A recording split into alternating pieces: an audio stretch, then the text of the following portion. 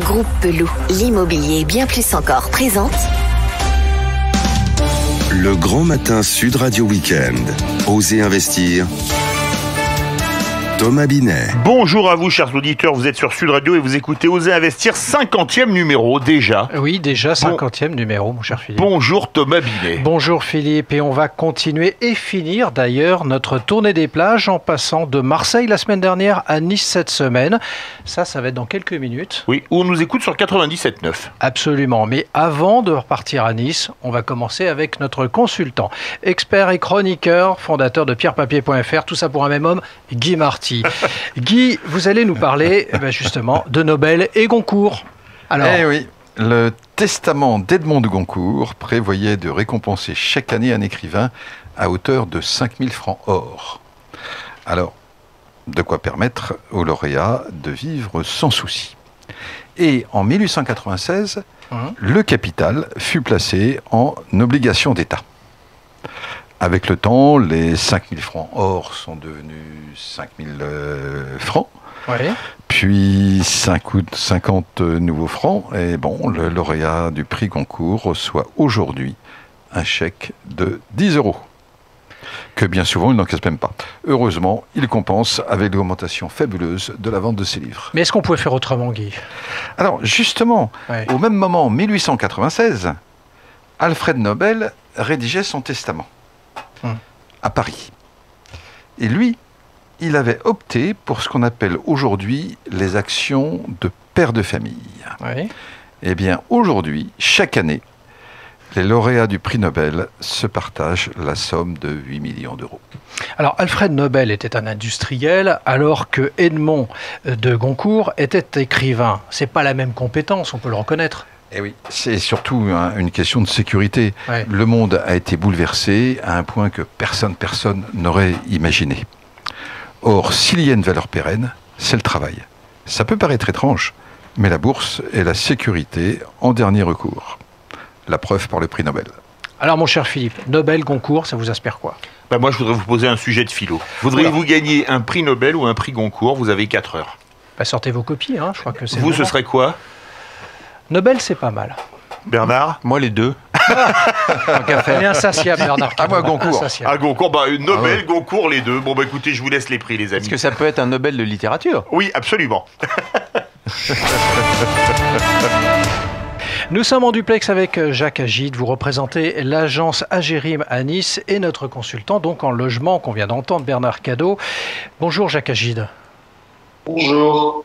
Nice est la deuxième ville de PACA, Provence-Alpes-Côte d'Azur, avec plus de 340 000 habitants à l'année. Nice accueille également 4 millions de touristes chaque année et est située à une trentaine de kilomètres de la frontière italienne. Alors, on va commencer par un sujet très simple, mais tellement intéressant en cette fin d'été. Donnez-nous envie de venir vous rejoindre rapidement, parce que nous sommes fin août, il va y avoir l'été indien, septembre. Pourquoi on viendrait vous retrouver à Nice ? Quels sont les atouts différenciants de votre ville ? Parce que d'abord, c'est peut-être la deuxième ville de PACA, mais c'est la plus belle, pour commencer. C'est simple, c'est efficace. Les Marseillais vont apprécier. Voilà. C'est une destination qui est merveilleuse, qui est bordée par la mer d'un côté, les montagnes de l'autre. Les gens sont sympas à Nice, le climat est merveilleux. Il n'y a pas beaucoup de jours de pluie dans l'année. Donc, si vous voulez venir passer des vacances, vous êtes bienvenus. Et puis cette année, fin août, on a le Tour de France qui est plein. Donc il va y avoir beaucoup d'événements autour de ce départ. Alors, on a bien saisi, on va réserver nos billets pour vous rejoindre rapidement, Jacques Agide. Mais on va parler quand même du sujet qui nous concerne, nous, sur Matin, sur Osez Investir. Le marché de l'immobilier à Nice, comment se comporte-t-il dans la période actuelle ? Écoutez, actuellement, on est un peu surpris, je vous le dis franchement, parce qu'on ne s'attendait pas à ça, mais c'est très fort. On a beaucoup d'activités sur l'immobilier en ce moment. Le déconfinement a été très positif ici jusqu'à ce jour, évidemment. Bien sûr. Savoir dans les semaines à venir comment ça se passe, mais pour l'instant c'est très fort. C'est-à-dire, c'est au niveau des ventes, au niveau des locations, au niveau des sorties de mandat, à quel niveau ça c'est très fort pour vous ? Déjà, on s'est mis à rentrer plus de mandats qu'on a rentré avant le confinement. Et aussi sur les ventes, il y a eu un gros boom. Et bon, évidemment, tous les projets qui ont été freinés pendant quelques semaines Les gens se sont remis à visiter dès la sortie du confinement. Il y a eu des nouvelles aspirations d'achat. On a vendu tout de suite des biens, d'ailleurs, un peu, j'ai envie de vous dire, avec un peu d'humour, idéal confinement. D'accord. Alors, voilà, des biens qui avaient à la vente depuis un certain temps, qui tout d'un coup ont trouvé preneur en 15 jours. Est-ce que c'est un marché, Jacques Agide, très saisonnier ou pas? Comment vous le classez, ce marché? Non? Nice, où le marché fonctionne toute l'année. D'accord. C'est une grande ville, hein. Vous l'avez dit tout à l'heure, 340 000 habitants, sans compter donc on correspond à un possible de clientèle. Alors, je voudrais préciser un petit point selon Meilleurs Agents. Les maisons se situent au prix de 4 700 € environ du mètre carré et les appartements à 4 000 € du mètre carré. Alors, Bernard Cadot, vous êtes notre consultant en logement et vous voulu interpeller Jacques Agide sur son marché niçois. Oui, bonjour Jacques. Alors, Nice, c'est une grande ville, vous l'avez dit, il y a des collines, il y a différents quartiers bien sûr, mais globalement, quels sont les types de biens qui sont les plus recherchés à Nice? Qu'est-ce qu'on vous demande le plus souvent? On est dans un marché de 2 et 3 pièces pour les appartements, globalement, et sur le reste, sur les maisons, on est sur des maisons pas trop grandes. L'idéal des jeunes couples, c'est de trouver des maisons de 90-100 mètres carrés maximum. Évidemment, quand ils ont un peu plus d'argent, ils voient plus grand, mais c'est un peu la demande majoritaire. Alors, Jacques Agide, dans votre portefeuille de vente, vous avez probablement un coup de cœur que vous souhaitez présenter aux éditeurs de Sud Radio pour qu'ils puissent vous rejoindre et le signer cet après-midi, là. Qu'est-ce que vous pouvez nous proposer? Écoutez, actuellement, on a rentré hier à la vente un F1, un beau F1 dans une résidence très récente. Le F1 fait 26 mètres carrés. Il est avec un jardin de 60 mètres carrés. Donc vous imaginez un petit peu ce qu'on peut faire dans un beau jardin comme ça quand on a un F1 pareil.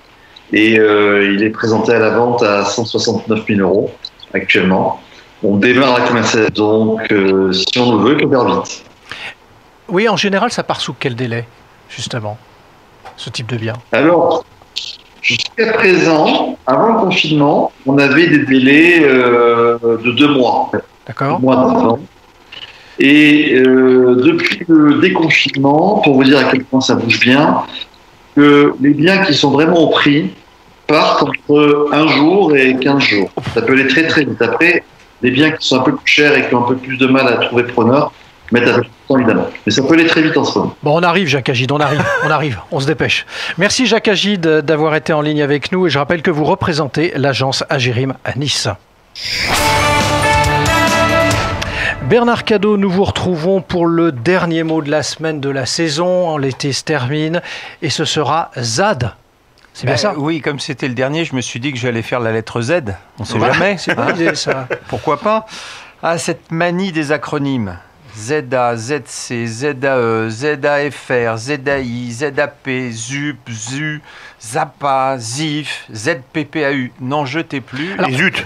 Et zut, oui. Alors, je ne sais pas si vous connaissez Bernard, un orthophoniste, mais avec vous, il se régale, hein, ce matin. Bah oui. Bah, je m'entraîne. Ah, c'est bien.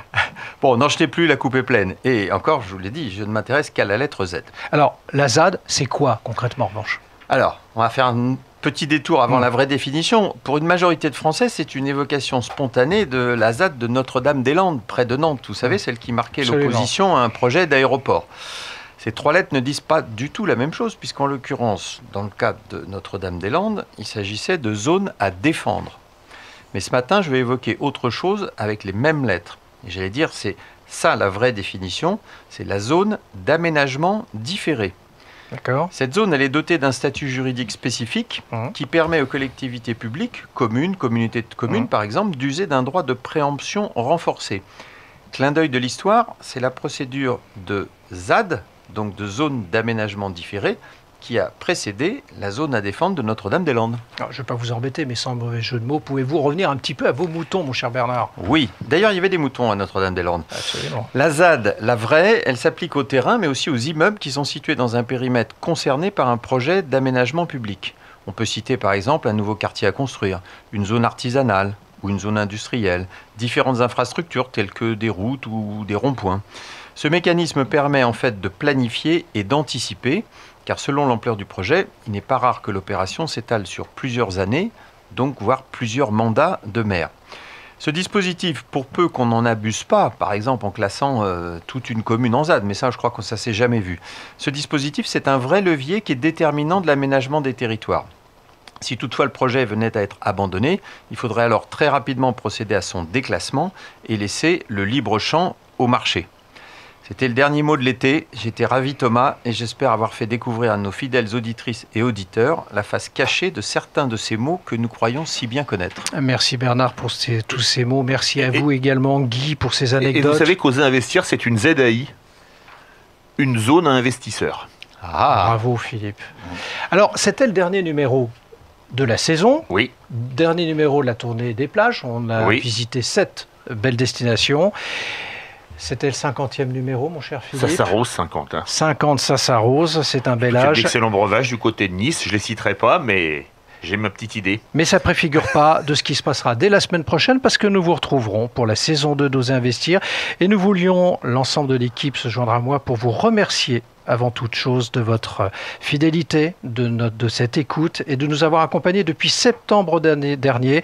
Donc nous avons hâte de vous retrouver la semaine prochaine sur cette fameuse saison 2.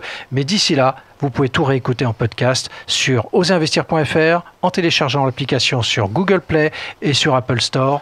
Et à dimanche prochain. Forcément à dimanche prochain. Merci Philippe, merci à tous. Besoin d'un spécialiste en immobilier ? Depuis plus de 50 ans, le groupe Pelou est le partenaire de toutes vos opérations immobilières. Avec 3 structures complémentaires qui vous apportent des solutions immobilières sur mesure. Besoin d'informations ? Retrouvez-nous sur groupepelou.com. Groupe Pelou, l'immobilier et bien plus encore.